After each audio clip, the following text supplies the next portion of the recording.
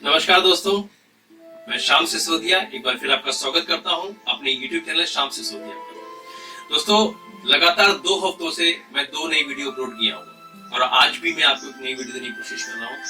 हर हफ्ते मेरी कोशिश है कि मैं आपको नई वीडियो दूं, नया मोटिवेशन दूं। आज जो वीडियो है वो वीडियो है एक कहानी, और वो कहानी का जो शीर्षक मैंने रखा है वो रखा है कि गरीबी की भूख। कि गरीब की भूख क्या होती है वो उस कहानी में दर्शाएगी। तो इस कहानी को ध्यान से सुनिएगा और मेरा विश्वास है कि अगर कहानी को आपने दिल से सुना तो कहानी के अंत में आपकी आंखों में आंसू होंगे, ये मेरा विश्वास है। तो इसे बहुत मार्मिक कहानी है। ये कहानी है एक परिवार की जिसमें एक पिता, एक पुत्र, एक पुत्री और उसकी पत्नी, ये 4 लोगों का परिवार था। छोटा परिवार था और ये परिवार जो है मध्यम वर्ग का परिवार था। घर का मुखिया सुबह जाता, जो भी कमाता था अपने परिवार को अच्छे से भरण पोषण करता था। तो समय बीता और समय बीतने के बाद में एक बार उस घर का मुखिया जो है वो बीमार पड़ गया। आप समझ सकते हैं कि अगर घर का मुखिया ही बीमार पड़ जाए तो उस घर का क्या हाल होगा, आप समझ सकते हैं। दोस्तों, बीमारी ऐसी थी कि घर की जितनी भी जमा पूंजी थी वो धीमे धीमे उसके इलाज में लगती चली गई। एक दौर ऐसा आया कि घर की सारी जितनी भी जमा पूंजी थी उसके बीमारी में स्वाहा हो गई। परमात्मा को शायद कुछ और ही विश्वास था।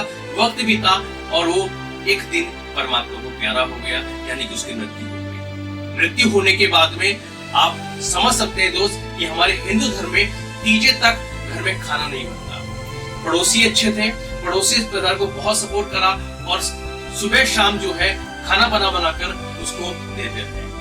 3 दिन तक ये दौर चला, लेकिन 3 दिन के बाद में वो पड़ोसी भी अपने काम में व्यस्त हो गए और इधर परिवार की जो स्थिति थी वो और भी दयनीय होती चली गई। जितना भी भार था वो उसकी पत्नी पे आ गया। पत्नी सुबह जाती, शाम को आती, जो कुछ कमाती थी अपने दोनों बच्चों का भरण पोषण कर रही थी। लेकिन दोस्तों, कभी कभी ऐसा भी होता था, कभी कभी ऐसा समय भी आता था कि कई बार काम नहीं मिलने के कारण जो है परिवार भूखा रहता था। कभी कभी स्थिति ऐसी भी होती थी कि सुबह खाना होता था तो शाम को खाना नहीं होता था, और कभी कभी तो 2-2, 3-3 दिन हो जाते थे खाना नहीं मिलता था। दोस्तों, ये समय चलता रहा, परिवार भूखमरी की कगार पर आ गया। इसी बीच में जो है उसका जो बड़ा बेटा था जिसकी उम्र 7 साल की थी वो बीमार हो गया। दोस्तों, उसको बहुत तेज बुखार था। कई डॉक्टर्स को दिखाया, लेकिन पैसे की कमी होने के कारण वो शहर न दिखा पाए और बेटा बहुत कमजोर हो गया।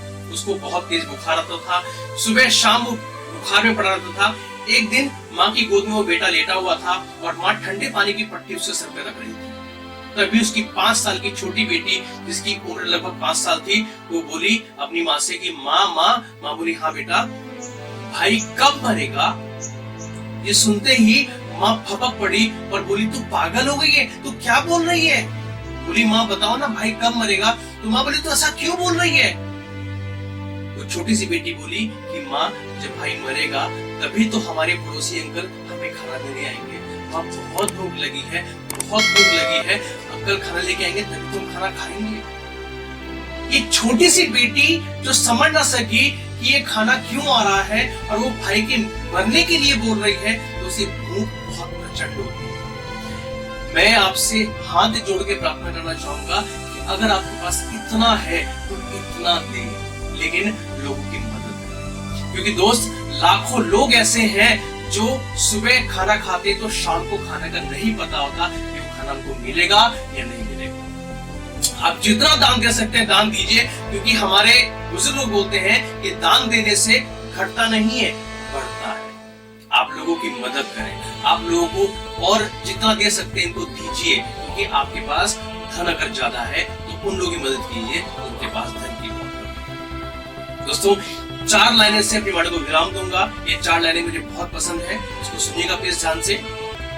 कि रहता हूँ किराए की काया में, रहता हूँ किराए की काया में, रोज सांसों को बेच के किराया चुकाता हूँ।